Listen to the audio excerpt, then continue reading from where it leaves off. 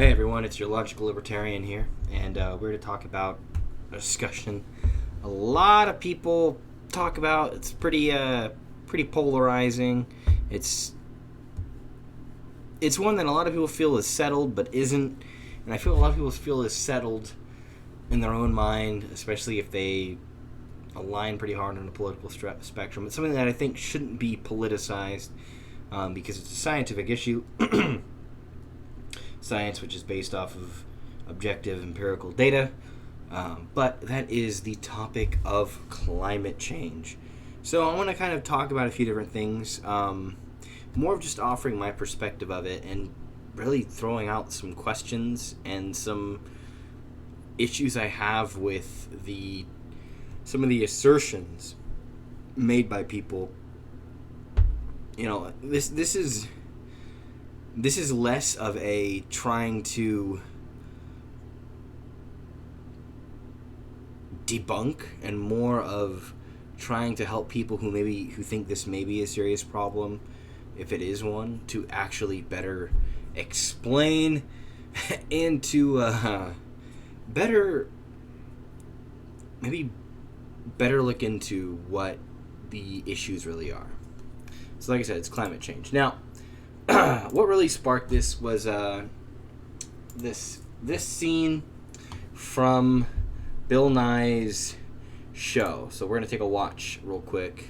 This is probably going to get another copyright thing, and to be honest, fuck Bill Nye if that happens. But this is the issue right here. So we're going to listen to it real quick, okay? You need a website. Why not No, you don't. do it yourself? Go to Wix.com. So we're going to go through the commercial real quick. And as soon as we can skip. Alright. So, sorry about that. I had this prepared a little bit before, but it's been some time, so time passes, I need to do a commercial again. But this is what was said. Are doing almost no emitting, right? So for that, he said that pretty much any people in like other countries that are third world countries, whether they have a ton of kids or not, they're doing hardly any emissions compared to like the West or the major developed nations like Russia, China, the U.S. So here he goes. Burn some charcoal now and then. well, so the average Nigerian emits 0.1 metric tons of carbon annually.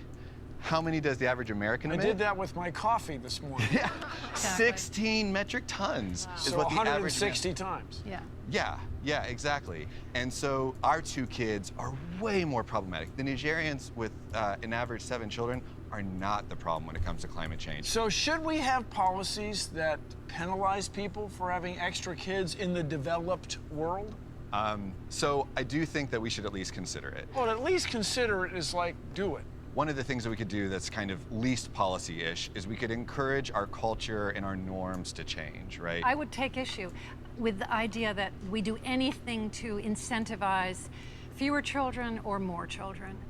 I think it's all about, this is where it's justice, it's human rights. We're really clear people should have the number of children they want, the timing of children, and if some families have 5 or 6 children, God bless them. I mean, that's fine. Well, let me ask but you most this. people end up with fewer. But when you talk about penalties, who are you going to end up penalizing, right? So that brings up a few questions, because the main thing is they're talking about global warming, or climate change, and it suggests a few things. First off, it suggests that developing nations contribute nothing to the problem, which one I very much disagree with.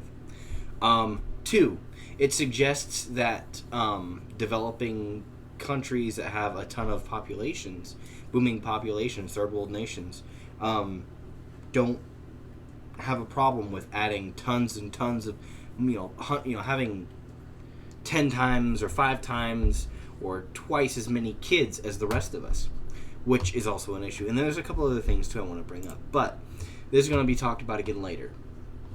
The issue is that climate change is quite a big issue. Everyone talks about it. Everyone seems to have some sort of opinion, and a lot of times the opinion is kind of an I don't know, but this is what I think. A lot of times too, I've come up to many people who offer an assertion without any explanation. And I hate that. I hate that. If you can tell by my name, the name I go by, Mitch Drury, logical libertarian, I hate an assertion without any evidence, support, reasoning, anything. People always tell me either it's a hoax and offer no explanation why, or they tell me that, well, the science has been settled. Okay. What science? Explain.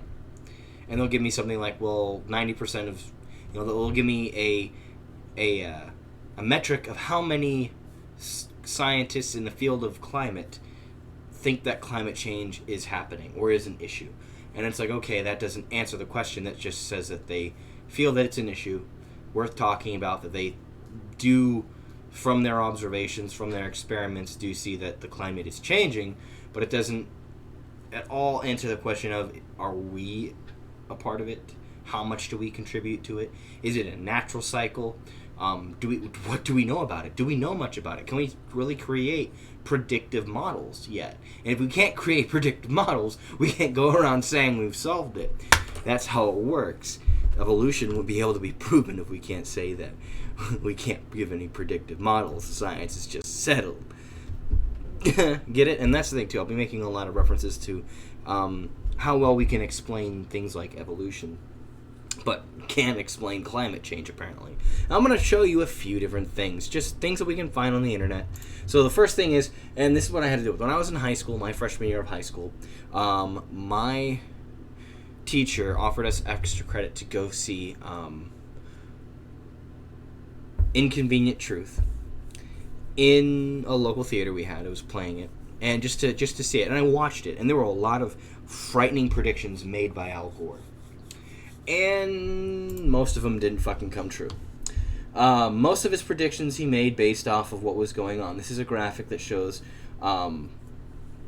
the climate predictions for world temperature increases, usually by, I believe this is degrees Celsius. Yeah, degrees Celsius. And it shows that, it's been steadily increasing. And as you can see, this is pretty scary, because it looks like it's going to continuously increase and increase and increase and increase and increase way on into forever. However, it shows that it's kind of flattened out, but it's still probably going to keep increasing, but at a lower rate, maybe closer to the bottom average, the average rate of change, the lower average rate of change. And of course, this all gets into the graphing of this data gets into different trigonomic patterns and stuff like that. In fact, trigonometry and understanding those sort of statistical math actually really helps with this kind of stuff. But it's clear that they were looking at one point on a very long map, a very large graph, one very small section, and took that small section as being what it was. If you look at a trigonomic graph, especially one that's an oscillation like a wave, and you were to take just 1 point, the instantaneous rate of change, you'll get a straight line. If you take a very small point, you're going to, depending on where you are, like a small little section, you're going to possibly get a parabola, whether it's going to be facing upward, it's going to go from going down exponentially to exponentially increasing, or it's going to be kind of an inverse parabola. But you're going to more than likely have some sort of a shape like that. But the question is this a repeating pattern?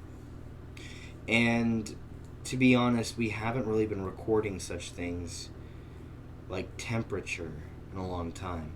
And we've been able to discuss, looking back at potential climates of the past, looking at different, looking at sediment fossils, being able to see what the air balance, the different proportions of elements in the air throughout history, like through the Jurassic, Cretaceous, different times in our history, the history of the world, and we've been able to kind of see certain patterns and rising and falling of temperature and such. I haven't seen it being very detailed, at least detailed to the point like we track now today, or even remotely close. It's more kind of vague, a very blurry picture, but enough to make out the shape of what's going on. And why this is important is this graphic here. This graphic, this graphic is, from what we understand, glacial cycles from the past 450,000 years. This is essentially the recession and extension of glaciers from the Ice Age.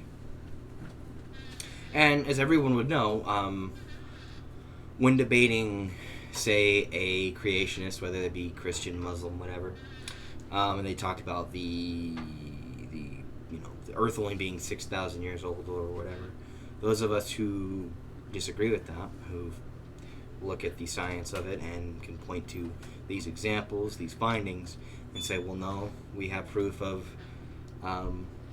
the Ice Age. We have proof of multiple Ice Ages over hundreds of thousands, if not millions of years. And considering that we have that evidence, it kind of makes one like myself skeptical of the notion that the global warming we're facing is strictly human cause. That everything is based just on what we have done. Because as you can see, there's a pattern of temperature rise and fall. Temperature rises, temperature falls. Temperature rises, temperature falls. Temperature rises, temperature falls. It goes in waves. And it's not always the same. It's predictable within a margin. And we may be reaching the height. We may have more to go. We may be cooling within the next few thousand years. We don't know. We may have another 20 to 30,000 years of heating up to up to maybe a 20-degree average total Fahrenheit, or 10-degree average total more Celsius. We don't know. It could be 5. We don't know. But the thing is, I haven't seen someone introduce models based off of this to explain how what we have happening now doesn't match or even come close to these predictive models. Because that should be the issue as well. The issue is that if it is man-made, the models shouldn't come close. But instead we see it this way. The models being made and them missing the mark in the opposite direction. Now again, it's still increasing over in this one here. It's not increasing anywhere near as extreme as predicted, which that could be a pretty reasonable margin of error. But it seems very alarmist for me. And we have a lot to go. We have a long way to go. And we've only been involved in what we accuse to be the primary suspect, what we accuse to be the culprit for this increase, for this warmer climate, for whatever is going on. And to me it seems kind of ignorant and arrogant. But anyway, I'll check this real quick. But I'm going to check the chat real quick.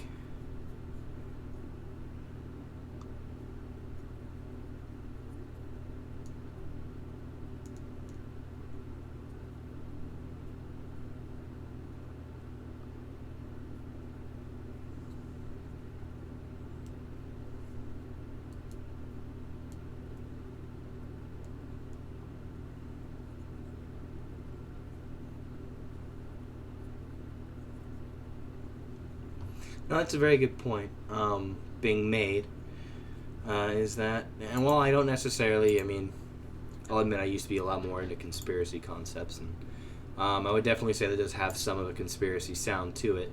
But I do agree that there's probably somewhat of a, not necessarily maybe fiscal, but definitely a political motivation to it. And I think the fiscal part would be not so much personal profit, but research grants. When it comes to something like that, that could be an incentive to why so many people have changed. But here's something, and this I want to bring up a couple facts too about what the contributors are, because in trying to find, and I've tried researching the emissions percentages of what the different things from, you know, the coal and fuel industry, what they produce, what is produced by basic, you know, living, like heating and air and electricity, what's emitted by transportation, what's emitted by just simply being. And I found something about it before, but I've had trouble finding that thing again, ironically. But I found this, and this is actually from An Inconvenient Truth. And it states this, and there are a few other things too. 40%, what percentage of people depend on glacial melt for their drinking water? A lot of people do. I live close to quite a few mountains, and a lot of the agriculture around here depends on the runoff from those mountain snowpack. Over 90%, how much of the sun's radiation gets reflected by ice? And of course, that's going to change. That's only dependent on that part there. The ice sheets, if the ice sheets of the western were to melt, approximately how much the sea levels would rise, which that's going to happen.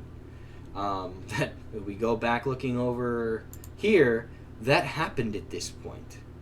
These are the points. These points here are when sea level also would have risen. You would see sea level rising and falling in very direct correlation to it. Why? Because when the temperature rises and the water and the ice melts, the sea goes up. We weren't alive during this time making fucking cars with iPhones and shit.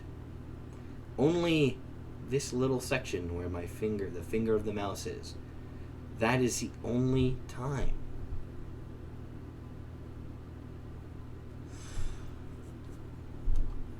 But approximately 30% of global carbon emissions are from forest fires, which, when you think about it, is a major contributor, and it really defeats a lot of the claims about how much we contribute, because oh damn, I lost the graphic. There's another graphic I had that showed, so I can look it up. It showed that the amount of forest, and I believe it was maybe with NASA, I can't remember. No, it was with a government or a university. It was about forest management. It may have been with the U.S. government. A government website about how forest fires used to be the main contributor. But after we engaged in industry, forest fires shrunk way down, and the industry took over in levels. And it's contributed a bit more than what forest fires total used to. Maybe about another 20% more in total, adding everything up, that forest fires were reduced. But of course, forest fires have been reduced for multiple reasons. One, because we control the forest fires, but two, because we've deforested so much. Now, not to sound like a hippie or something, but I do feel that one of the main contributors potentially to a global warming situation, especially with the high amount of carbon dioxide in the air, is mass deforestation. Now, I'm coming at this not as some tree hugger, but actually as a capitalist.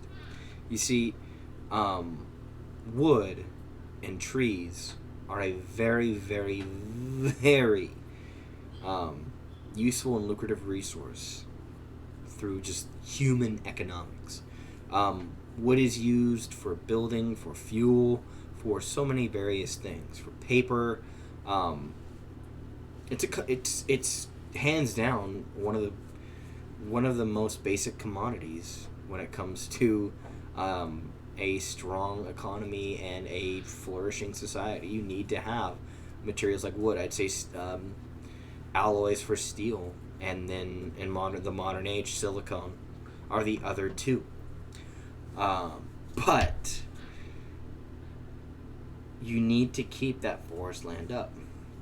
Now, they were talking about, and let's go look down at Nigeria real quick. Because they were using that as an example, so let's look at Nigeria.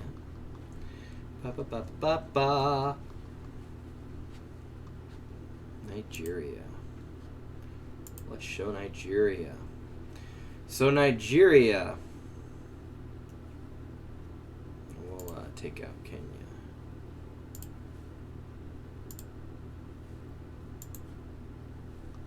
So, I don't know why I added Kenya. I think I confused Kenya and Nigeria for a moment. But this is the U.S. The U.S. is a total forest land area. Has actually increased over time. The world's has decreased. China's forests have actually slowly increased over time. But Nigeria's has massively gone down. Why is that? Well, because third world countries clear cut. Now, they clear cut for two reasons. One, the government's there clear cut to make room for, or the villages there clear cut to make room for villages, cities, elaborate government buildings for dictators or whatever. But also, international corporations clear cut there because the laws are not as strict. They try doing that in the U.S., they're going to be faced with quite a few issues. But you can do that in a third world country pretty damn easy. So that's one of the major issues. When you say that, well, these people aren't contributing to the carbon footprint because they aren't producing as many emissions, but they are taking twice as much fucking forest out of the way to balance that emission production, well, then you have an issue. Think about it this way. If we produce 160 times more emissions, but also have 160 times more forest land to balance those emissions, well, then there's no difference. And when you have 2 to 3 times as many children, now you're facing the overpopulation issue. And that's the other thing that kind of goes to this, of what they were hinting at, was the overpopulation issue. We'll check the chat real quick.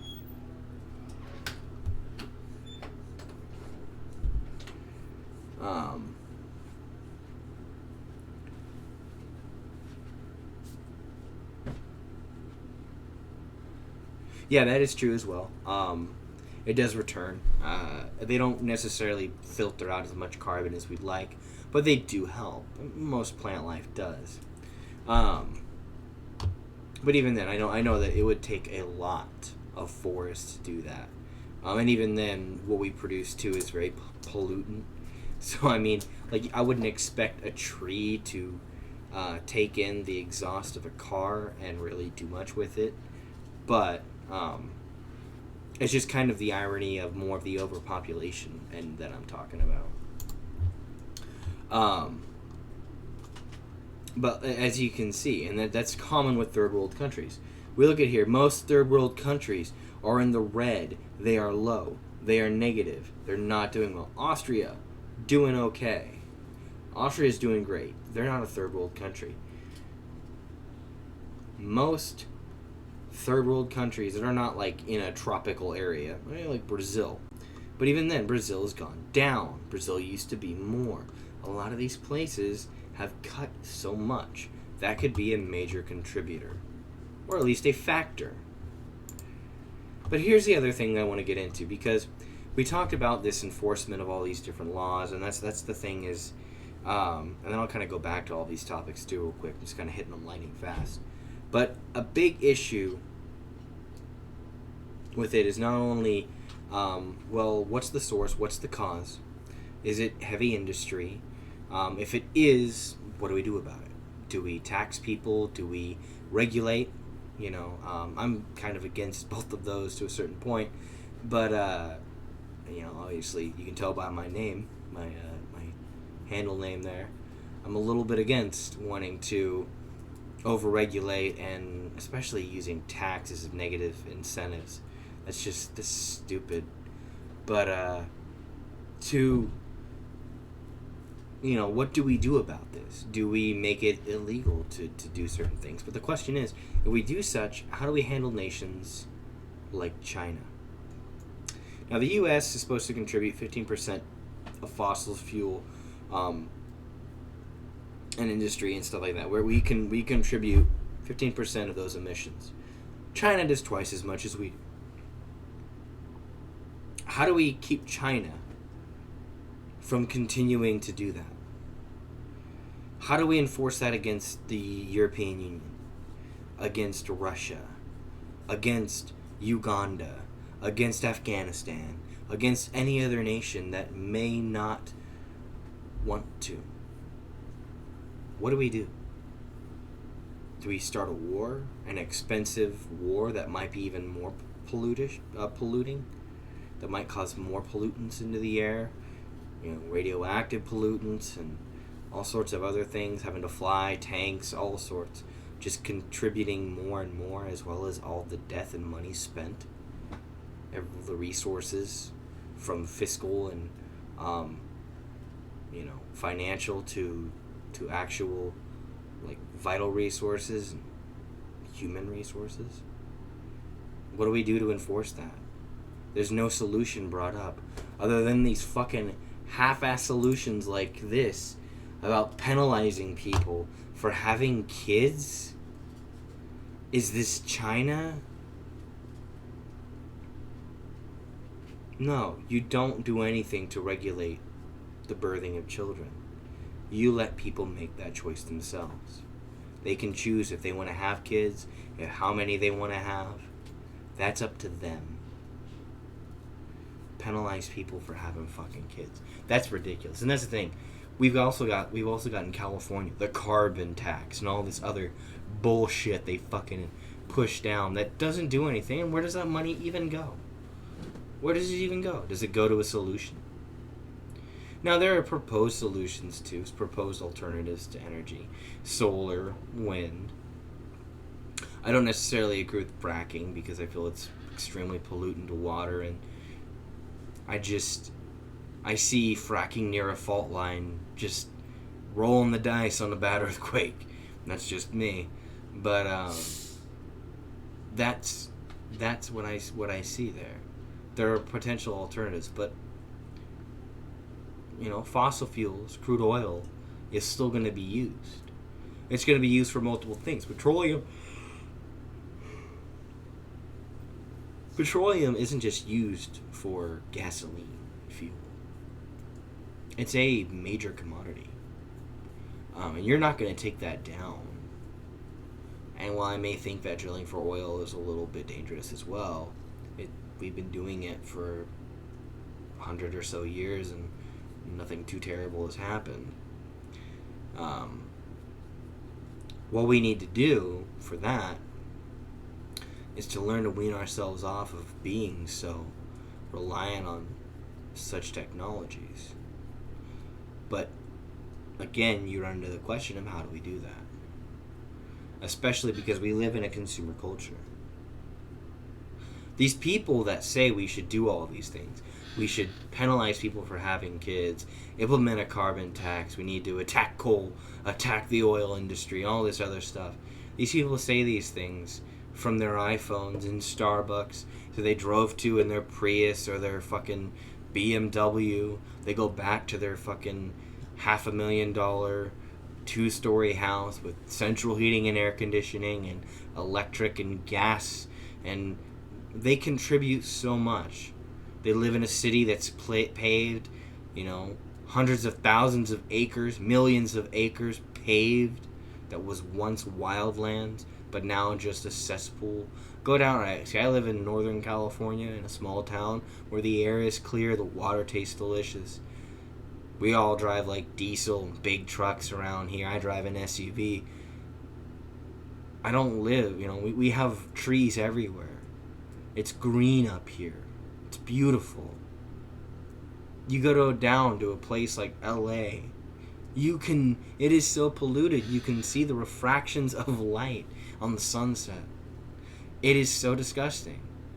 And that's because it's a major dense city. Which brings me to the main issue, overpopulation. Which is why I have a problem with that person's solution.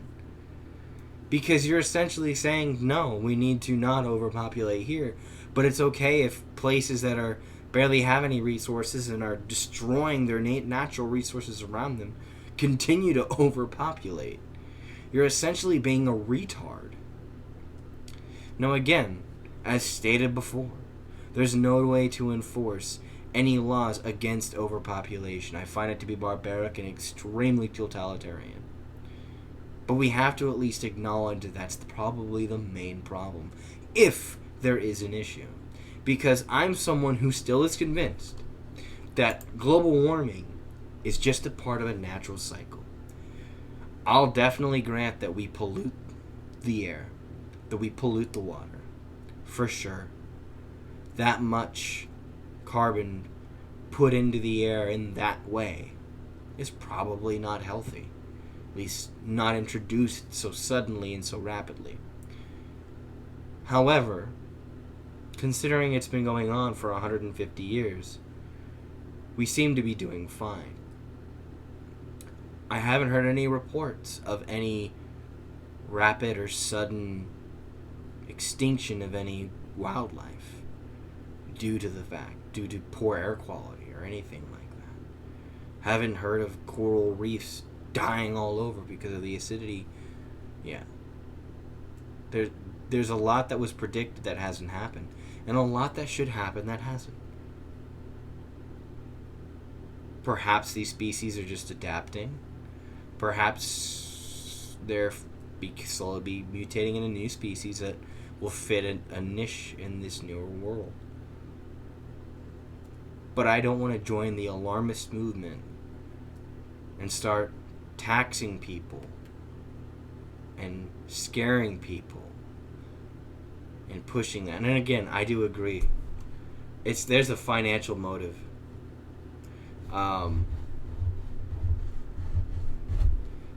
There's got to be a financial motive there. The financial motive to keep certain industries up. Financial motive to get research, to get grants and monies for research. Because a lot of that is political. Because that comes from the government. And the big thing is, if you can tell by the graphic for this video, if you don't go along with everything that's said about this topic, you're considered a climate denier. A climate change denier, and are labeled a moron. And it's assumed that you're taking money from corporations, from big oil, and that you only want to continue that. Well, no. I don't want to see the oil industry just completely die overnight. That's idiotic. People have jobs, good jobs from there.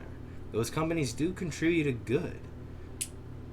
But yes, there is some responsibility that needs to happen there. However, that should be an issue for a different thing. That's a separate issue. That shouldn't be related to this.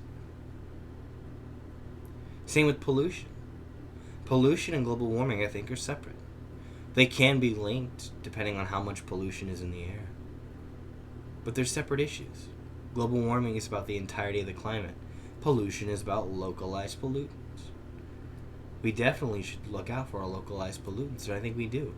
As I said, I live in California, a state that's heavy on this issue. Their cities are terrible, especially Los Angeles. But up here, up in Northern California, the Jefferson area, it's beautiful. It's clean.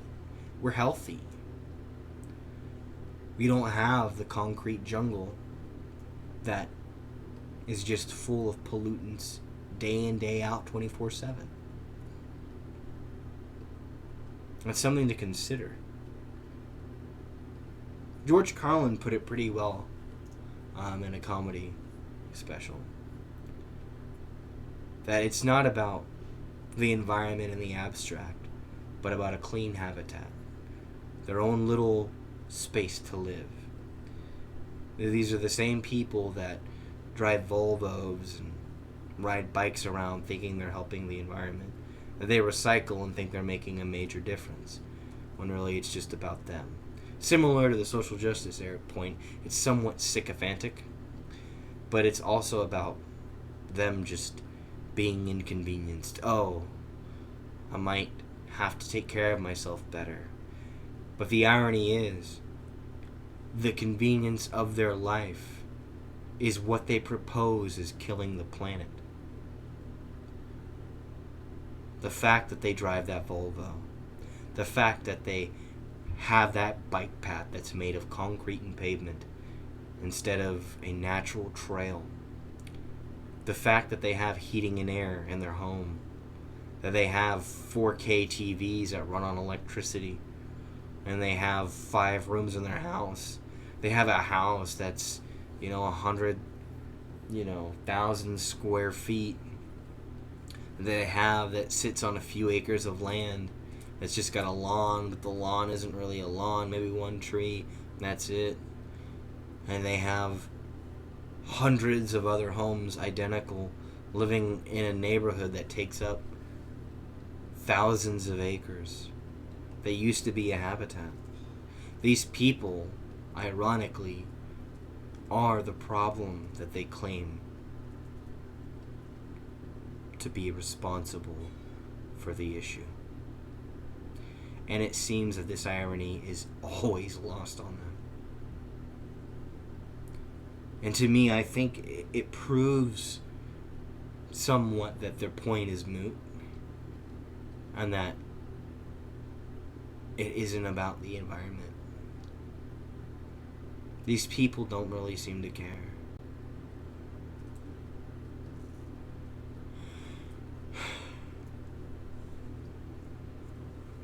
And it's difficult. Honestly, I don't mind being called a climate denier. I've been called so many negative things: a climate change denier. I've been called a crazy gun owner, an evil atheist Satanist.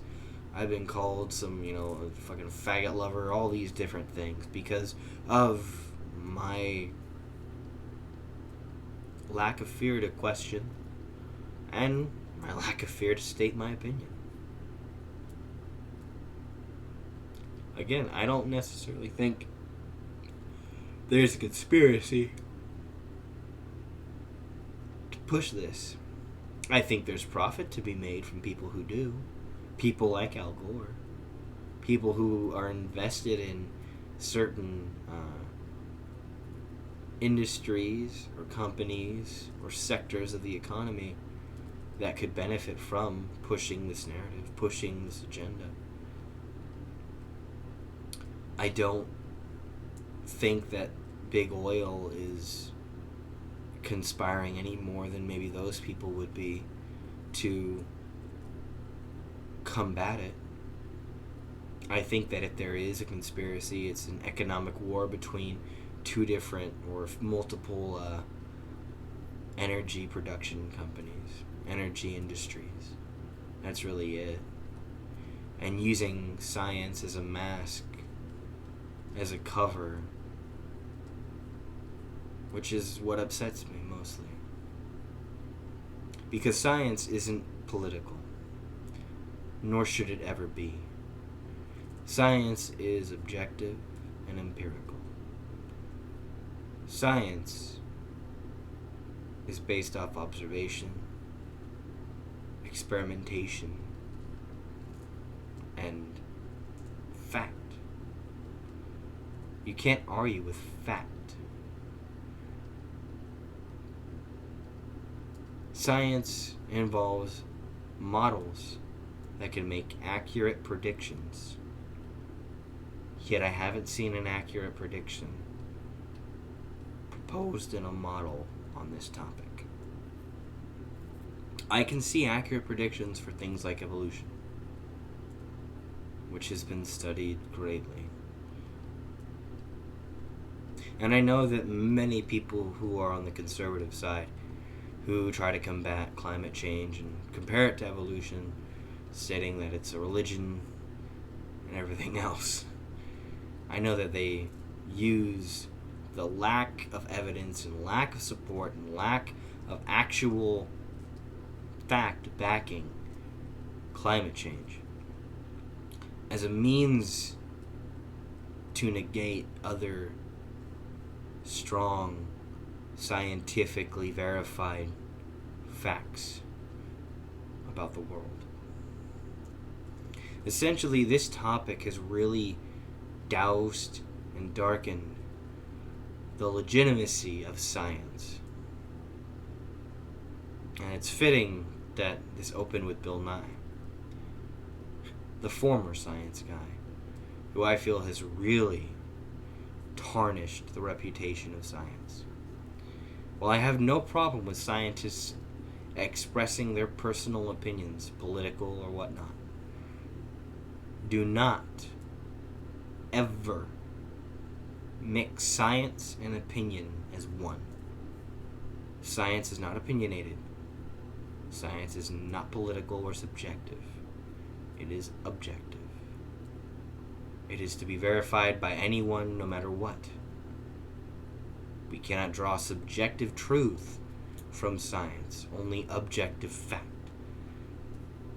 A subjective truth that humans are responsible for global warming is not the same as the objective fact that the climate goes through multiple changes from ice age to hot points with receding and advancing glaciers,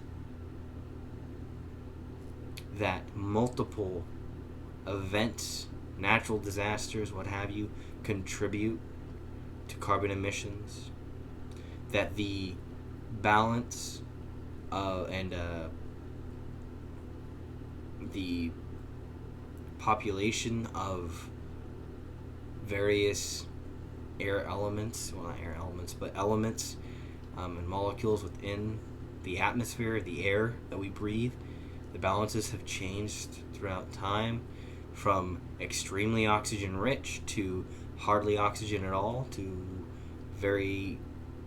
variations that are close to the balance we have now. Maybe flipping the percentages between one or two elements. More carbon dioxide heavy, more nitrogen heavy, more helium heavy, more hydrogen heavy, more oxygen heavy.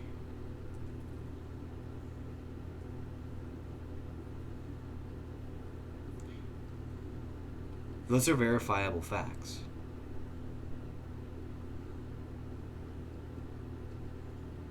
And I understand it's difficult because you can't have a control group and a non-control group.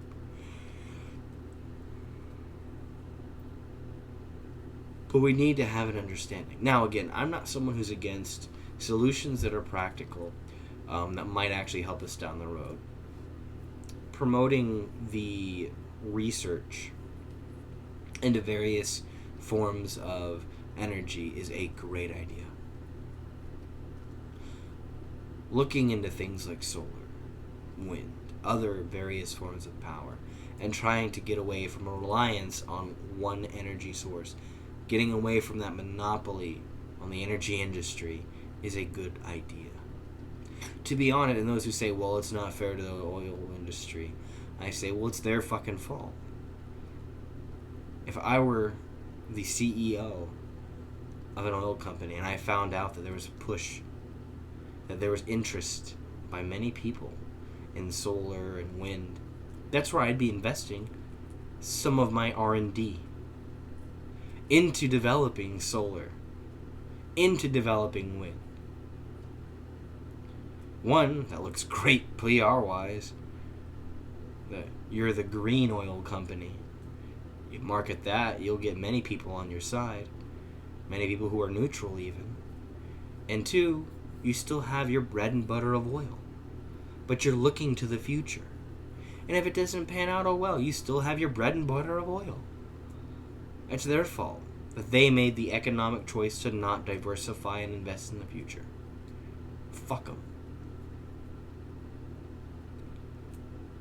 But I just can't get over how politicized this is.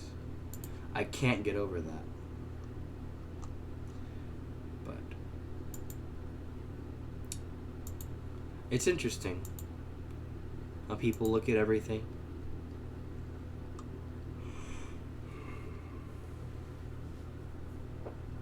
And all these suggestions too that the U.S. is the largest contributor. Nope. That's China. By a landslide. And just a mass misunderstanding. The Kyoto Protocol. There's a push for shit like Agenda 21. But there's just a mass misunderstanding, a mass push to try and make everyone in the West kind of hate themselves for doing this. There is some cultural part to it, like the push for saying that it's racist, that global warming is racist because it affects certain countries more or less. First off, that's idiotic. It would affect everyone. Now, there are a few other things real quick I want to run over that I haven't touched. One of them being about rainfall. And this is something that I do think has some merit. If the climate changes as extremely as it does, the seasons are going to be less noticeable. Essentially, you're going to have a long winter and a long summer with very short and hardly noticeable spring and falls. That is seeming to happen, from what I understand. But then again, maybe that could be just a cyclical thing as well. And those are dangerous because you have the two temperature extremes, in which case the moderate ends are when a lot of your rainfall and growth happen. You essentially just have the two times of death, where everything dies from cold or everything dies from heat. That's not good. The other thing is, if you have it that way, you're never going to have as much consistent water, consistent rainfall, like you would during the spring and fall, where you have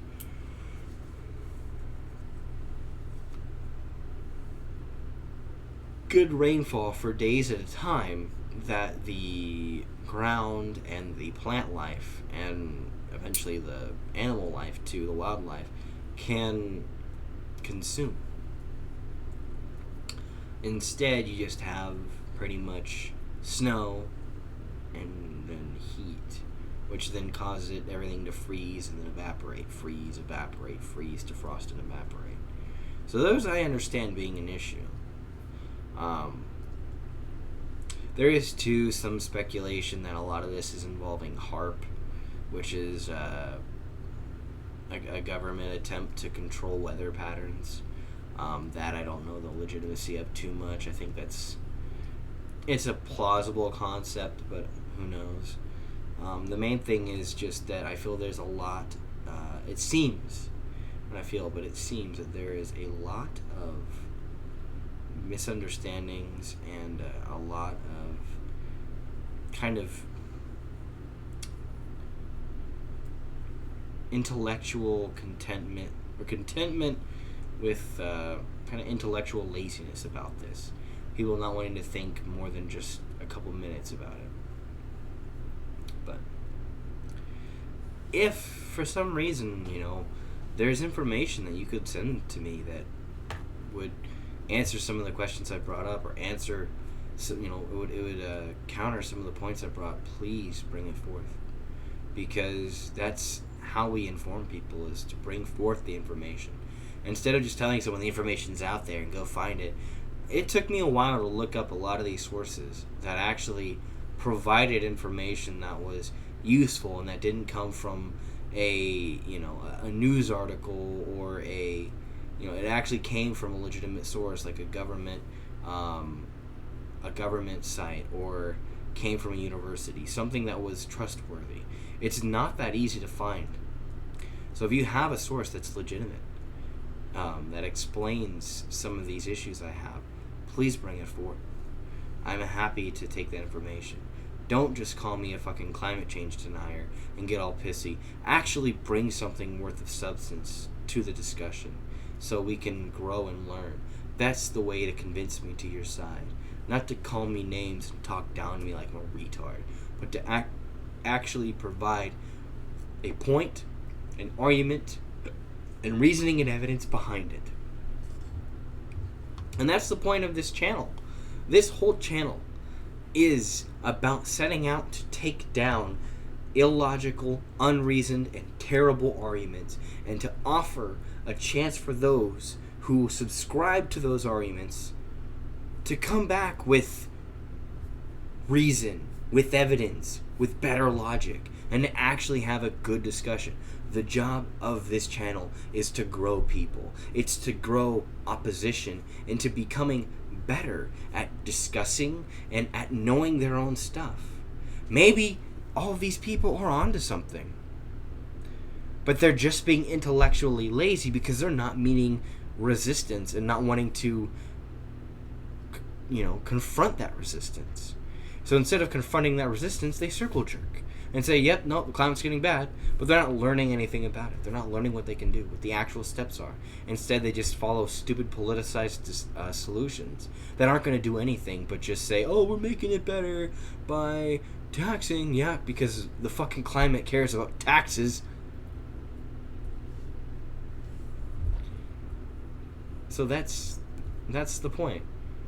Back when I first had this channel, I did that. In fact, if you look at my older stuff, things like Fun with Fallacies, where I discuss different logical fallacies and their employment within discussion. That's what I was inspired for this channel a lot by Matthew Dillahunty to try and help educate people on the kind of the flaws of certain concepts. As well, of course, I put out my own political opinions, and I do other things as well.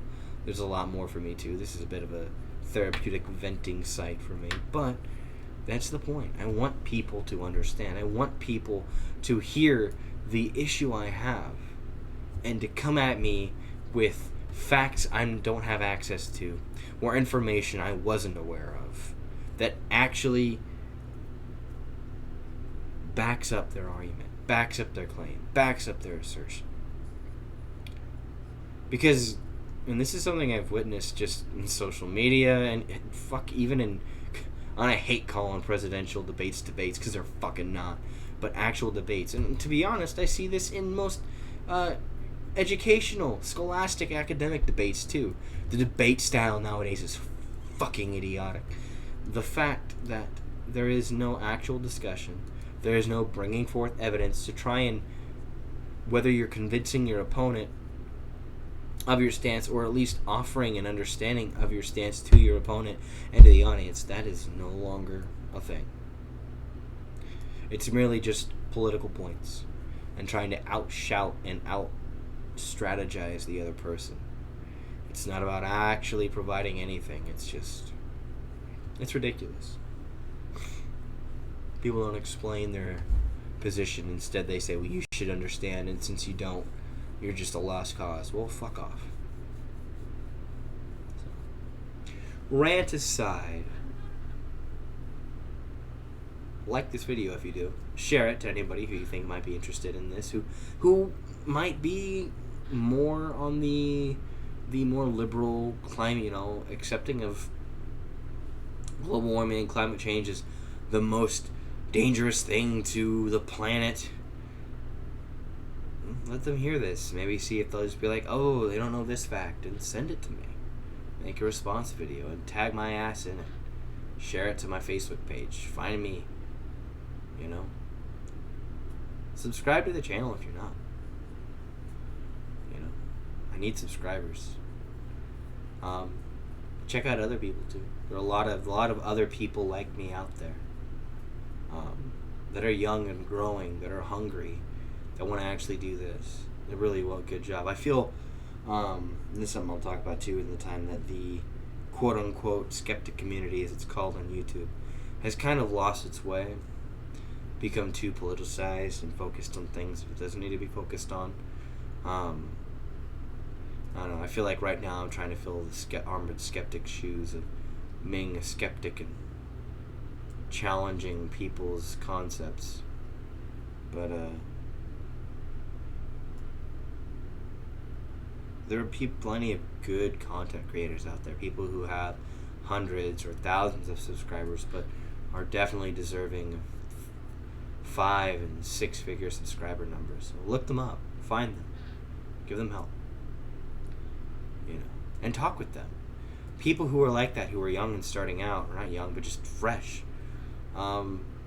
they're people who read their comment sections. They're people who interact with you. I've interacted with some YouTubers. I actually got into an argument with Stefan Molyneux in his comment section. That kind of shit happens. You can do it. You can reach out to anyone on YouTube, anyone on this site. So do it. Reach out. And if you think you have good potential content to provide, start your own fucking channel. Don't worry about making money. It's a hobby now for anyone on here. So, do it. Why not? And you don't have to do political stuff. Do any sort of content. I don't just do this. I do gaming as well on my other channel. But you go check that out as well. I'll shill that shit. Fucking shameless plug. But go check everyone out. Go spread the love. Thank you for joining me. I love it. I love people being a part of this. So, you guys all have a good night. Thank you. And keep thinking. Bye-bye.